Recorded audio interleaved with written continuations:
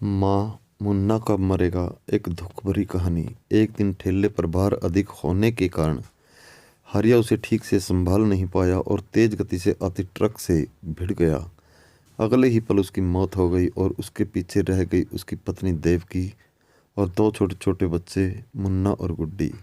एक तरफ हरिया का अंतिम संस्कार किया जा रहा था और दूसरी तरफ उसके बच्चे बिलख रहे थे।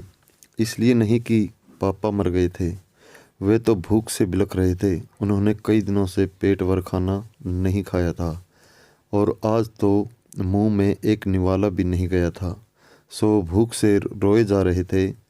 माँ, माँ, कुछ खाने को दो ना माँ, बड़ी भूख लगी है माँ, कुछ दो ना। कोई पत्थर दिल भी इस दृश्य को देखकर पसीज जाता। पड़ोसियों को भी दया आ गई, अगल बगल से खाना आ गया।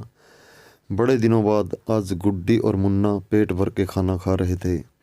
अजीब विरोधाभास था। एक तरफ लोग हरिया की मौत पर दुख व्यक्त कर रहे थे, वहीं दूसरी तरफ उसके अपने बच्चे बड़े चाव से भोजन कर रहे थे।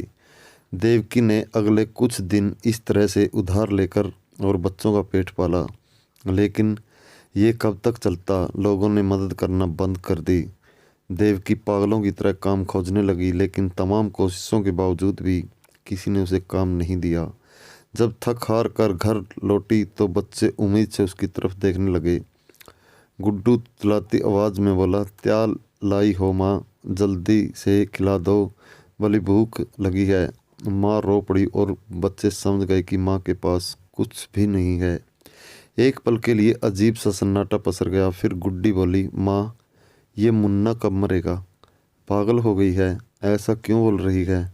माँ ने डांटते हुए बोला, माँ, जब पापा मरे थे तो उस दिन हम लोगों ने खाना मिला था, मुन्ना मरेगा तो फिर खाना आएगा ना।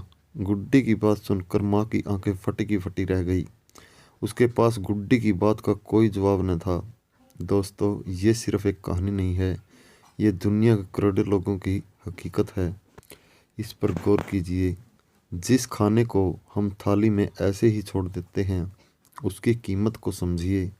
बचपन से हमें अन्न का आदर करना सिखाया जाता है, लेकिन हमने कभी असल भूख नहीं देखी होती, इसलिए हम उसका आदर करना नहीं सीखते।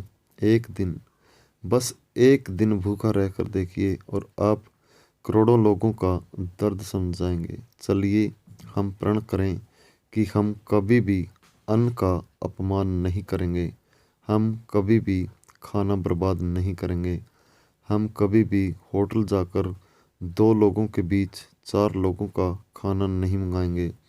चलिए अन्न को बचाएं और उसे ऐसे लोगों तक पहुंचाने का प्रयास करें जिन्हें उनकी सचमुच ज़रूरत है।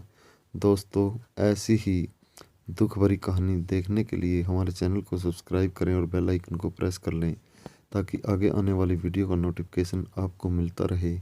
आपको कहानी कैसी लगी हमें कमेंट करके ज़रूर बताएं और दोस्तों, कहानी को लाइक करके शेयर करना न भूलें। धन्यवाद।